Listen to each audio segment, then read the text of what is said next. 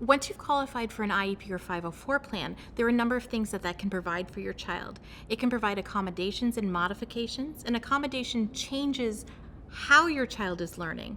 A modification changes what your child's learning.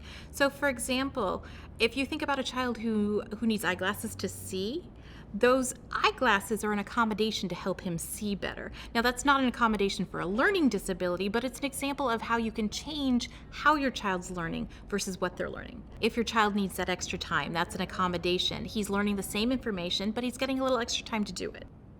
A modification changes what your child is learning. So, for example, if your child has trouble reading on the same grade level as his peers, he can get the same information but in a lower reading level, and that's a modification to what he's learning.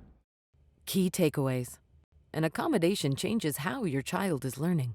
A modification changes what your child is learning. Getting extra time to complete an assignment is an example of an accommodation. Getting the same information but at a lower reading level is an example of a modification.